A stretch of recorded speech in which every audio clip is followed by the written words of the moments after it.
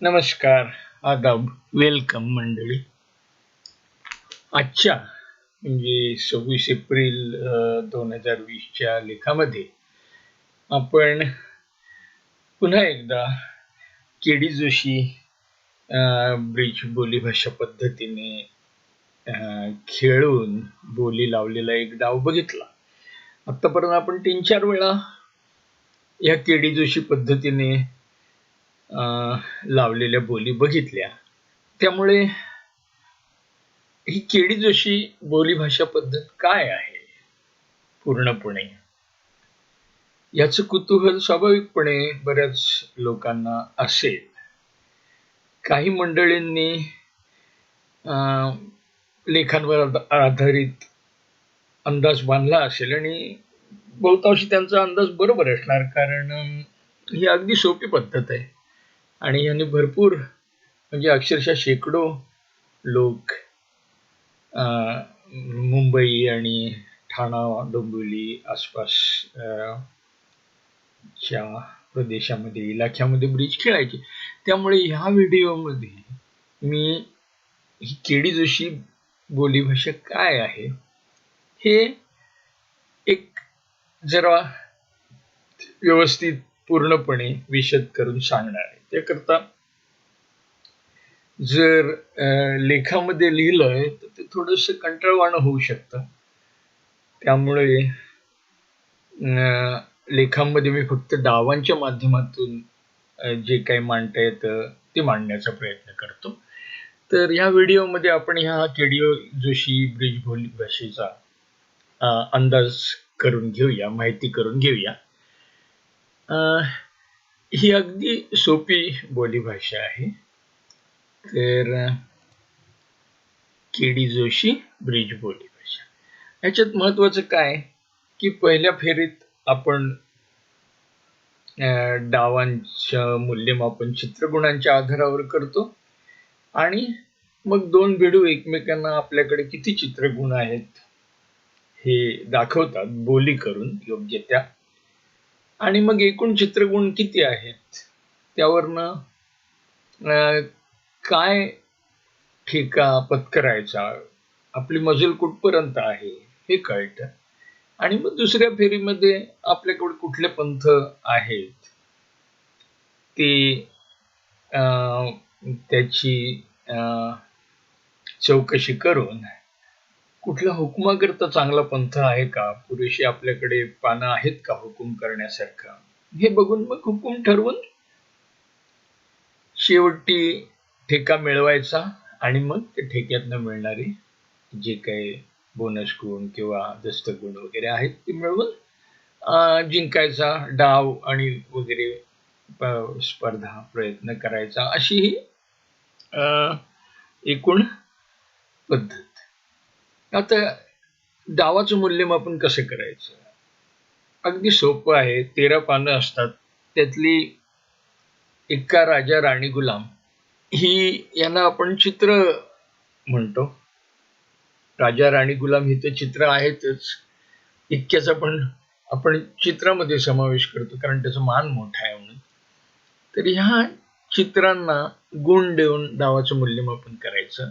एक्का म्हणजे 4, एक्का सगळ्यात मानाचा, राजा 3, राणी 2 आणि गुलाम 1. एक्का 4 चित्रगुण, राजा 3 चित्रगुण, राणी 2 चित्रगुण, गुलाम 1 चित्रगुण. हातात आपल्या किती चित्रगुण आहेत याची पहिल्यांदा मोजदाद करायची. ह्या 4 पानांव्यतिरिक्त म्हणजे दशिनशी ते दुरी या पानांना या मूल्यमापनात काही किंमत नाही. तसं पण दस्त करताना त्यांचा उपयोग कमीच होतो. त्यामुळे जास्तीत जास्त दस्त करण्याच्या हेतूने कुठली पानं जास्त मोलाची आहेत हे धरूनच हे मूल्यमापन होतं. त्यामुळे ही 4 पानं, एक्का 4, राजा 3, राणी 2, गुलाम 1. आणि ही मूल्यमापनाची पद्धत जगभर सगळीकडे याच प्रकारे वापरली जाते. अगदी विश्वविजेते खेळाडू अमेरिका, इटाली, अं, पोलंड, ऑस्ट्रेलिया, भारत, चीन या सगळ्या देशातले खेळाडू, सगळे खेळाडू, सगळ्या पातळीवरचे खेळाडू, चॅम्पियन्स पासून ते नवशिक्यांपर्यंत हीच मूल्यमापनाची पद्धत वापरतात. हे सगळ्यात महत्वाचं आहे. आता मी तुम्हाला आजच्या लेखातले म्हणजे 26 एप्रिल च्या लेखातली 4 जे डाव आहेत वेगवेगळ्या खेळाडूंकडे असलेले त्याचं मूल्यमापन करून दाखवणार आहे. हा तो आजच्या लेखातला डाव आहे आणि याच्यात 4 खेळाडूंकडे 4 डाव आहेत. या 4 डावांचे आपण चित्रगुण मोजून बघूया. पश्चिमेला मेनन, उत्तरेला छोटू, पूर्वेला भातखंडे, आणखीन दक्षिणेला आबा. सगळ्यात सोपं, पहिल्यांदा आपण या पूर्वेच्या खेळाडूकडे बघूया. याच्याकडे किती चित्रगुण आहेत? ह्या पानांमध्ये फक्त 10 पासून 2 पर्यंतची पान आहेत. एक्का नाही, राजा नाही, राणी नाही, गुलाम नाही. म्हणजे पूर्वेकडे 0 चित्रगुण आहे. आता पश्चिमेच्या खेळाडूकडे आपण बघूया. पश्चिमेच्या खेळाडूकडे पण तशी चित्र नाहीच आहेत, फक्त 2 एक्के आहेत आणि प्रत्येक एक्क्याचे चित्रगुण 4. त्यामुळे 4 आणि 4 8 चित्रगुण. आता आपण आबांचा डाव बघूया. यांच्याकडे काय आहे की एक राणीचे याचे 2, त्यानंतर या एक्क्याचे 4, 2 आणि 4 6 झाले, राजा 3, 6 आणि 3 9 झाले आणि हा राजा 3, 9 आणि 3 12. आणि सगळ्यात शेवटी आपण उत्तरेच्या डावाचं बघूया.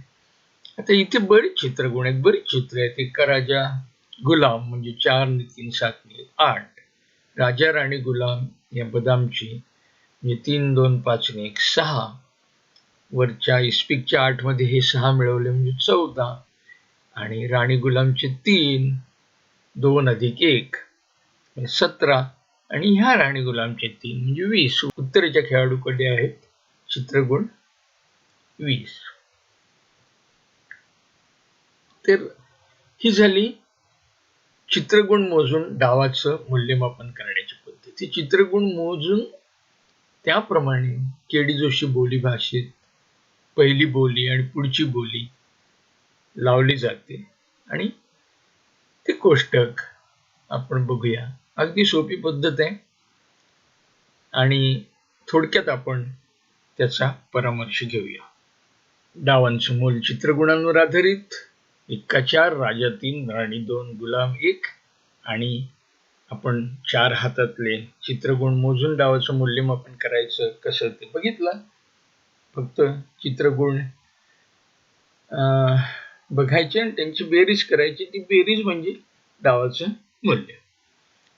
आता के.डी. जोशी ब्रिज बोली भाषेमध्ये पहिली बोली कशी केली जाते की 0 ते 11 चित्रगुण असेल तर 5 म्हणायचं आणि यानंतर 3 3च्या पायरीमध्ये पुढची बोली, पुढच्या पायरीची बोली वापरली जाते. म्हणजे या ठिकाणी पुन्हा एकदा आठवण करून देण्यासारखी गोष्ट म्हणजे ब्रिजमध्ये जे पंथ आहेत त्यांना वेगवेगळे मान आहेत. ते सगळे मार्क्सवादी पद्धतीप्रमाणे समान नाही आहेत. तर बिनहुकमी हा सगळ्यात मानाचा पंथ. अर्थात बिनहुकमी ही डाव खेळायची पद्धत आहे. ही काही पानावर छापलेली गोष्ट नाहीये, पण आपण पंथ हा शब्द चांगला वापरलेला असल्या कारणाने आपण बिनहुकमी याला पंथ म्हणू शकतो. बिनहुकमी हा सगळ्यात मानाचा पंथ आणि त्याच्या खालचा मान इस्पिकचा, त्याच्या खाली बदामचा, त्याच्या खाली चौकट आणि किलवर. किलवर हा सगळ्यात कमी मानाचा पंथ. म्हणून के.डी. जोशी ब्रिज बोली भाषेमध्ये 0 ते 11 चित्रगुण असले तर 5. त्यानंतर 3 3 गुणांच्या पायरीने बोली बदलत जाते. म्हणजे 12 ते 14, 12 13 14 अशी 3ची पायरी. 1 किलवर हा सगळ्यात कमी मानाचा पंथ. त्याने ती पहिली बोली करायची. 15 ते 17 चित्रगुण असले तर एक चौकट, किलोवरच्या वरच्या मानाचा पंथ. 18 ते 20 चित्रगुण असले तर एक बदाम. 21 ते 23 चित्रगुण असले एक इस्पीक. आणि 24 किंवा जास्त चित्रगुण असले तर एक बिनहुकमी ही सुरुवातीची बोली, पहिली बोली करून डावामधले आपलं लिलावातला सहभाग चालू करायचा. आजच्या डावामध्ये म्हणजे 26 एप्रिल 2020च्या अंकात लोकसत्तेच्या जो आपण डाव बघितलाय त्याच्यामध्ये आबा 1 किलोवर पहिली बोली वापरून खातं उघडतात, कारण त्यांच्याकडे 12 ते 14 चित्रगुण असतात आणि त्यांच्याकडे 12 चित्रगुण आहेत. आता पहिली बोली ही अशा प्रकारे पायरी पायरीने करायची. पुढची बोली कशी करायची? पुढची बोली करायची गोष्ट पण सोपी आहे. पायऱ्या अशाच प्रकारच्या वापरायच्या, पण सगळ्यात महत्वाचं लक्षात ठेवायचं की शतकी ठेका हा पेलण्याकरता आपल्याकडे किती एकूण चित्रगुण लागतात याचा अंदाज घेणं सगळ्यात महत्वाचं आहे, कारण शतकी ठेक्याचे बोनस गुण असतात. ब्रिजमध्ये छोटा कोट किंवा मोठा कोट म्हणजे 13च्या 13 हात मोठा कोट आणि 12 हात छोटा कोट 30-35 डावातनं एखाद्या वेळेला, पण त्याच 30-35 डावात साधारणतः 15 ते 20 वेळेला शतकी ठेका पिळणे इतकी पानं कुठल्या ना कुठल्या तरी जोडीकडे असतात. त्यामुळे शतकी ठेक्याला ब्रिजमध्ये सगळ्यात जास्त महत्व आहे.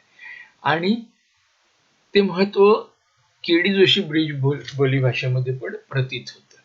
म्हणजे आपण बघितलं की साधारण जे चित्रगुणांचं मूल्यमापन आहे त्याप्रमाणे 24 किंवा जास्त चित्रगुण असले तर शतकी ठेका पिळणे इतपत ताकद असते.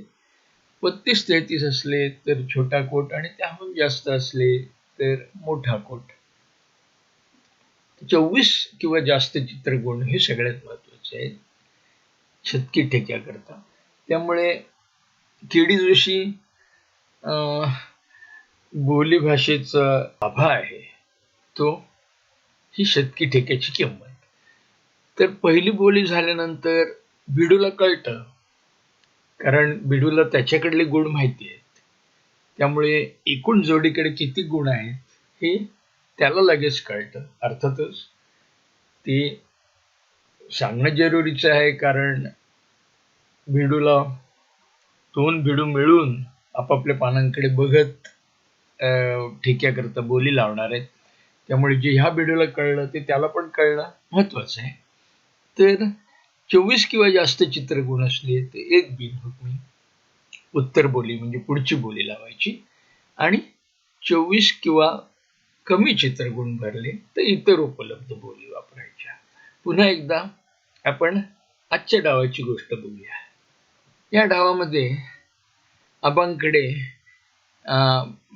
12 चित्रगुण होते.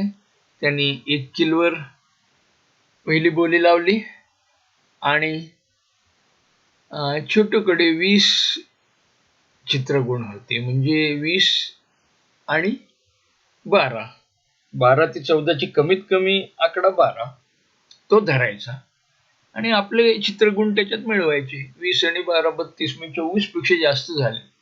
आणि केडी जोशी पद्धतीप्रमाणे ही सांगायची सगळ्यात पक्की अशी बोली जी शतकी ठेक्याचा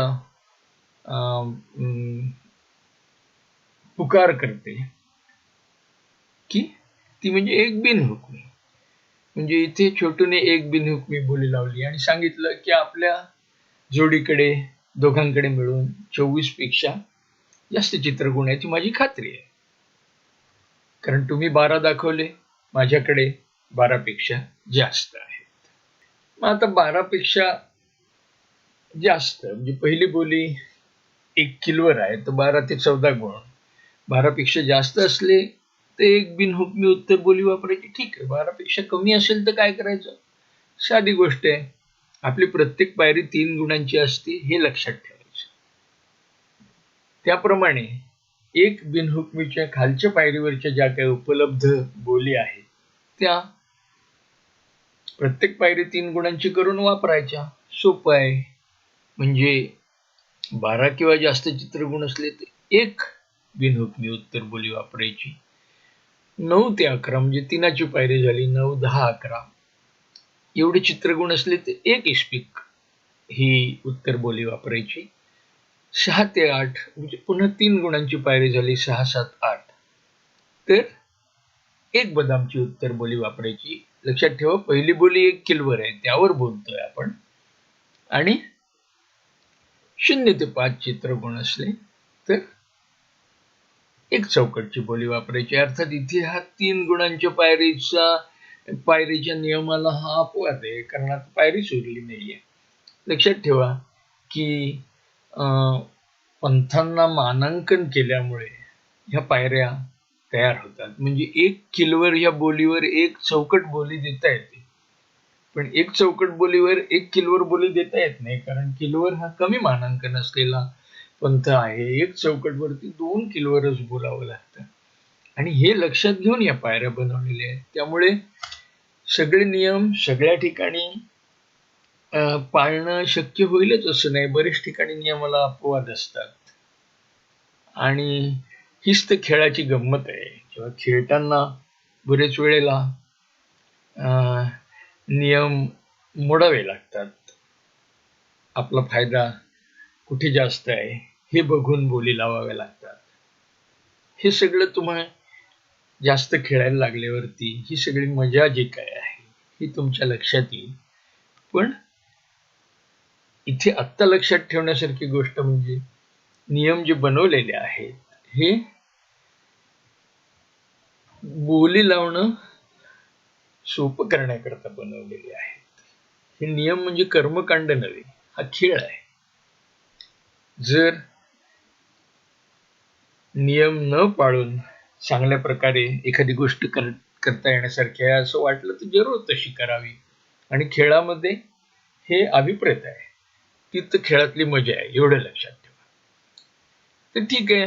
1 किलवरी पहिली बोली असले तर आपण बघितलं की 12 किंवा जास्त असले तर 12 अधिक 12 म्हणजे 12 का धरायचे की 1 किलवर म्हणजे 12 ते 14 त्यातली कमीत कमी जो आकडा आहे 12 तो धरायचा. त्यामध्ये आपले गुण मिळवायचे आणि ते एकूण 24 पेक्षा झाले. म्हणजे इथे 12 आणि 12 24 झाले. एक बिनहुकमी उत्तर बोली. 9 ते 11 आपल्याकडे असले म्हणजे 24 पेक्षा कमी झाले तर 3-3च्या पायरीने खाली जायचं. म्हणजे 9 ते 11 चित्रगुण असले ते 1 किलोवर एक इस्पिक. 6 ते 8 चित्रगुण असले ते 1 किलोवर एक बदाम. 0 ते 5 चित्रगुण असले ते 1 किलोवर एक चौकट बोली लावायची. तसंच पहिली बोली एक चौकट असली म्हणजे जी 15 ते 17 चित्रगुण दाखवते, तर उत्तर बोली या 15 ते 17 मधला छोटा आकडा कमीत कमी आकडा 15 घेतला. 24तनं तो वजा केला म्हणजे 24 व्हायला 9 गुण लागतात. 9 चित्रगुण लागतात. 9 चित्रगुण किंवा जास्त असले तर एक बिनहुकमी उत्तर बोली. 6 ते 8 चित्रगुण असले तर एक इस्पिक. 0 ते 5 चित्रगुण असले तर एक बदाम. हे पहिली बोली एक चौकट असेल तर त्यावरची उत्तर बोली त्याची आपण चर्चा करतो. आता पहिली बोली एक बदाम असेल की जी 18 ते 20 चित्रगुण दाखवते, तर 18 आणि 6 24 होतात. म्हणून 6 किंवा जास्त चित्रगुण असले तर एक बिनहुकमी उत्तर बोली. 0 ते 5 चित्रगुण असले एक इस्पिक उत्तर बोली. जो नियम 1 किलवर या पहिल्या बोलीला लावला तोच नियम पुढे. 3ची पायरी लक्षात ठेवायची आणि 24चा भोज्या लक्षात ठेवायचा की जो शतकी ठेक्याकरता आपली ताकद पुरेशी आहे असं दर्शवतो.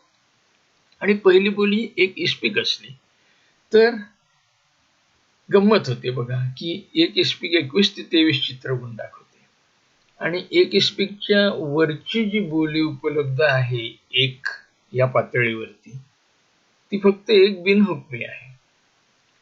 तर तेव्हा 3 किंवा जास्त चित्रगुण लागतात त्याला. 21 आणि 3 24 त्याला एक बिनहुकमी उत्तर बोली. पण मग 0 ते 2 चित्रगुण असले तर काय करायचं? मग याकरता नियमाला अपवाद तयार करावा लागतो. म्हणजे या ठिकाणी 0 ते 2 चित्रगुण असले तर एक पातळीवर एक काही बोली उपलब्ध नाही. त्यामुळे 2 किलवर ही बोली भिकार डाव दाखवण्याकरता वापरावी लागते. आपण आजच्या लेखात असं म्हटलंय की आबा आणि त्यांचे मित्र जाधव हातखंडे वगैरे मंडळींनी केडी जोशी मध्ये एक थोडी सुधारणा केली होती. त्यांनी काय सुधारणा केली होती की 24 एकूण गुण आहे,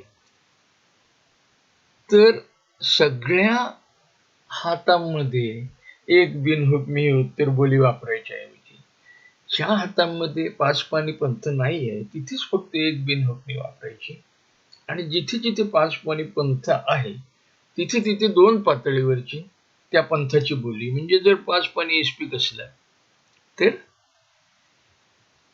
1 किलवर पहिली बोली आहे. तुमच्याकडे 12 किंवा जास्त चित्रगुण आहेत, 5 पानी इस्पिक आहेत, 1 किलवरला 2 इस्पिक बोली वापरायची. अशी एक आबा आणि त्यांच्या मित्रमंडळींनी ह्याच्यात सुधारणा केली होती. आता ही गमतीची गोष्ट अशी आहे की 2 भिडू जेव्हा ब्रिजच्या स्पर्धांकरता सराव करतात तर आपण फक्त पहिल्या आणि दुसऱ्या फेरीची पहिली बोली आणि उत्तर बोली बघितली. पण लिलावामध्ये